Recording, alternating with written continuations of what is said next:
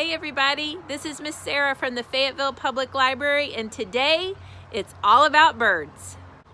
I'm going to talk to you about the birds of Arkansas, some cool birds that you can see at your own bird feeders, and some interesting facts about those birds. I'm also going to show you an awesome craft that you can very easily make from home. These are Easter eggs just for the birds.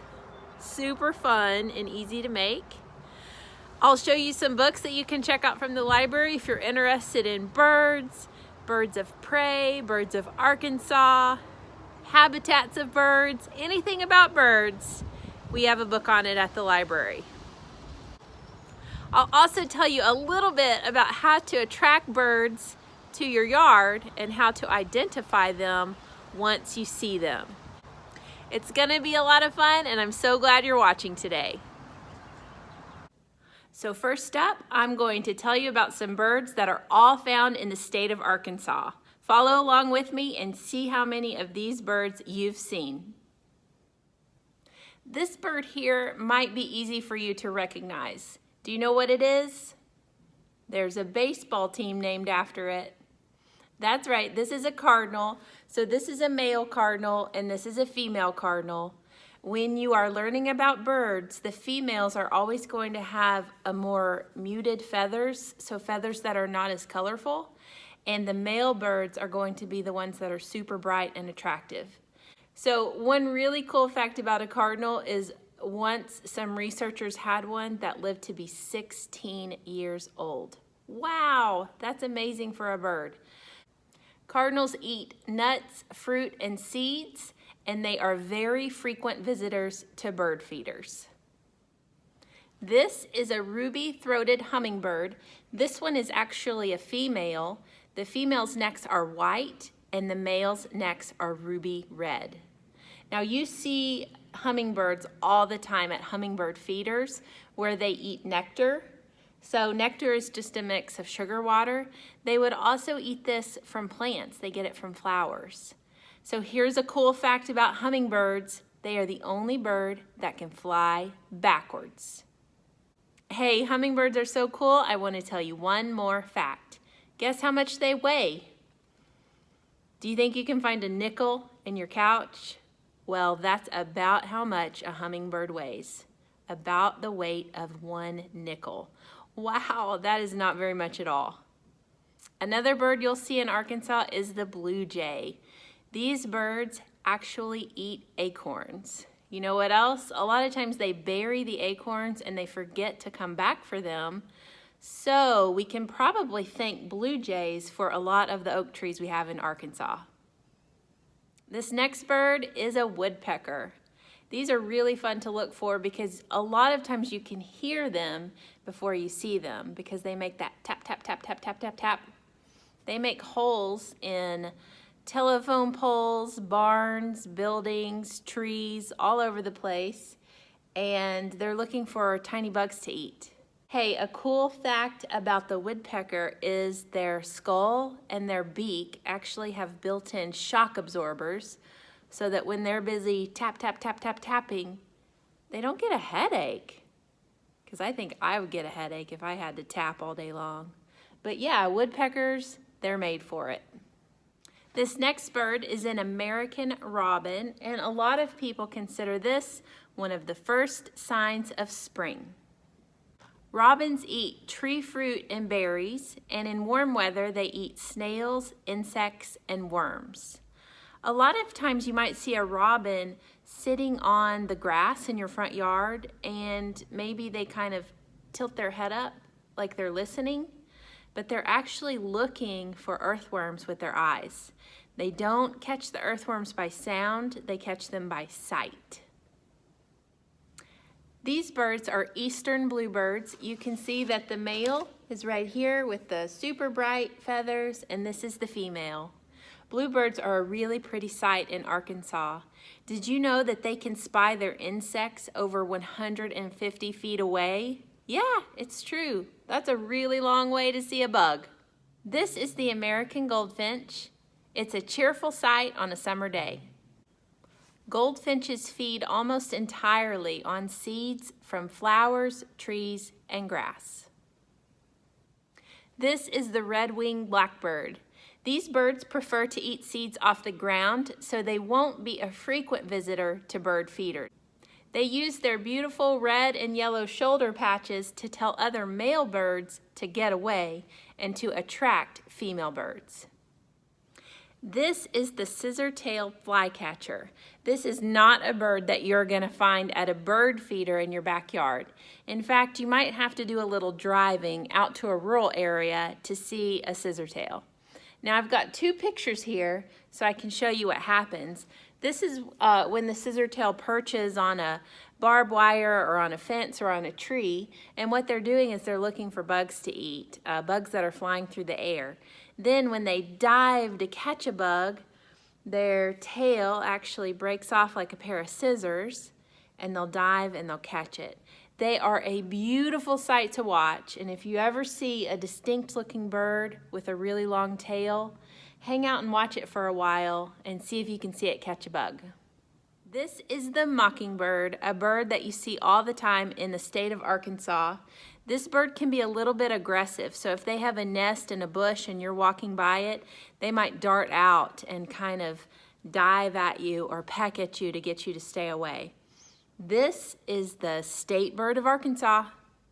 So what should you do if you want to see the birds of Arkansas? Well, I say start in your own backyard. One of the easiest things you can do is put up a bird feeder. Hang it in a window or from a roof line, maybe even from a tree, and you'll start seeing birds in no time. If it takes a few days though, don't worry. Sometimes it takes birds a little while to find your bird feeder. Another thing you can do is get some binoculars. Binoculars just make it easier to see the birds, and they're just kind of fun to use. So if you get into watching birds, I would suggest getting a pair of binoculars. These were about $20 and I got them on Amazon. Another idea is to think about what birds like to eat. So birds are attracted to nuts, seeds, flowers, so make sure you have some of that around. Some birds might like generic bird seed, while other birds like sunflower seeds better. So if you're having trouble getting the birds to come to your bird feeder, maybe try a different kind of seed. Another really cool idea I found in this book is to put a bird feeder up against your window, and then when the birds come to eat the seeds, you can be on the other side of the window and see them super up close. Get ready too, because you'll probably get some squirrels. Once you find the birds, you might consider asking the 6 S questions. These questions help you figure out, hey, what bird is that anyway? The first S is size. How big is it? The second one is shape. Does this bird have kind of a round, plump shape, or is it long and thin? The next S is shade, as in what shades of color are on this bird and where are they? Does the bird have an interesting color on his neck, on the shoulders of his feathers, down his back, on his belly? Where are the colors and what are they? The next S is surroundings. Where are you? Where do you see this bird? As you heard in the birds of Arkansas that I told you about, you're not going to see some birds in the city. You've got to go out into the farmlands of Arkansas to see some of the cool birds. The next S is sweep. Remember the scissor-tail flycatcher I told you about, who swoops down and his tail comes out like scissors to catch bugs? That would be an example of sweep. Does this bird fly in an interesting pattern? You know what? The first time I saw a scissor-tail flycatcher, I noticed him because of the way he was flying. So that's a really cool clue to look out for. The last S is song. What kinds of sounds does this bird make? Can you copy them? What do they sound like? Some birds are more distinct than others. An easy one to listen for is the woodpecker, because tap, tap, tap, tap, tap, tap, tap. Cardinals have a distinct sound, but watch out for mockingbirds, because guess what? They mimic the sounds of other birds. So those are the 6 S's. Remember, size, shape, shade, what color, surroundings, sweep, and song. Okay, go out and do some bird watching. Here are the supplies you need for today's project. First, you need unflavored gelatin, bird seed, plastic Easter eggs, water, and a big mixing bowl. First, measure out your bird seed. I used about 4 cups, but the exact recipe that I recommend for you is at the end of this video.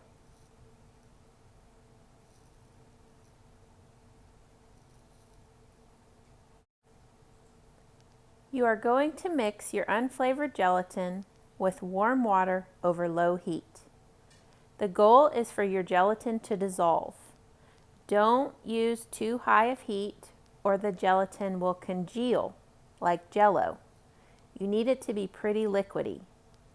Stir until all your birdseed is wet. I took a string and I threaded it through my Easter egg. There's actually a hole in the top and bottom of all plastic Easter eggs for this purpose.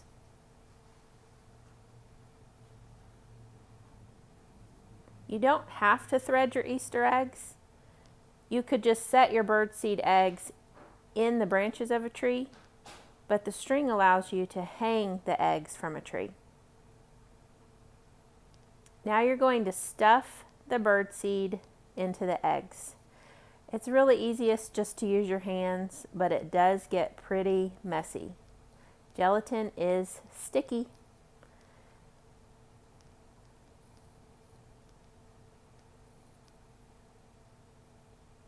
They can be a little bit tricky to shut because the birdseed gets stuck in the edges. But just keep trying. It will eventually close shut.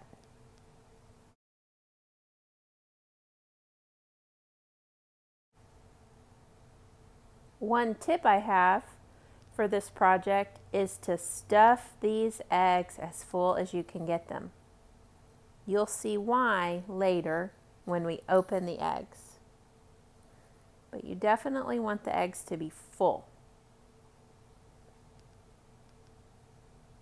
So go ahead and stuff as many eggs as you want. This recipe does make a lot. One idea that I have is these make really good gifts. You could give them to neighbors, grandparents, save some for yourself. They're really attractive once you get going on them.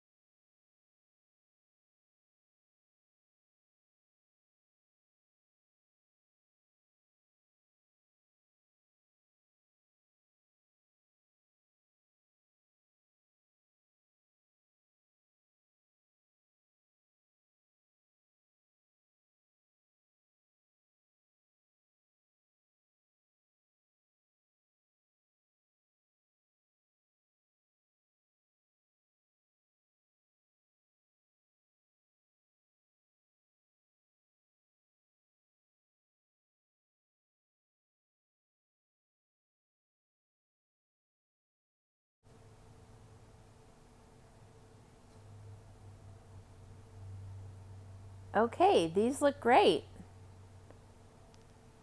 I made 5. I still had plenty left over. Your next step is to put these eggs in the refrigerator for 2 hours. This allows the gelatin to harden, which is super important to keeping your egg shape. After the 2 hours is up, it's okay if they go longer, you can open your eggs. They can be a little tricky to get out.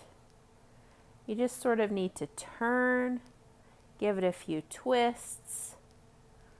Be real gentle so that you don't crack your eggs, although they are pretty sturdy. Having a little bit of trouble opening this yellow one.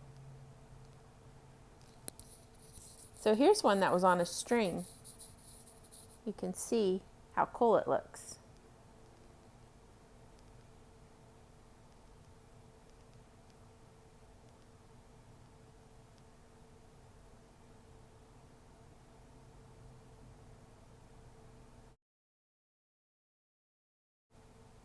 Here's why you want to stuff your eggs really full of birdseed. If you don't, they won't join in the middle, and then they won't come out of the egg.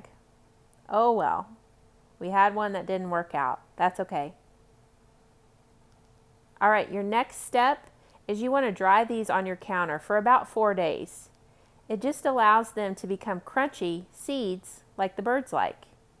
And then you can put them in your trees or hang them from a branch. Super cool. Here's the recipe I used. Feel free to adjust it down. This would make quite a bit of eggs, at least 12. Here are some of the awesome books the library has on birds. Any kind of bird you can think of, we have a book on it. So come on by, check some out.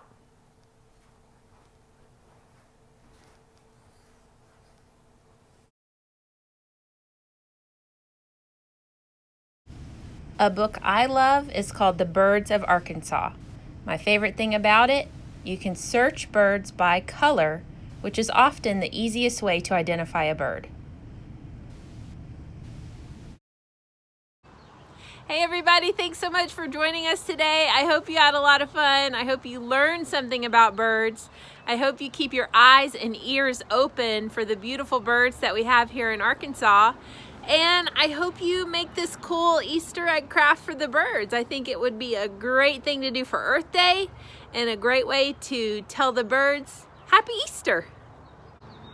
I'm Miss Sarah from the Fayetteville Public Library. Thanks so much for watching, everybody. I'll see you soon. Bye.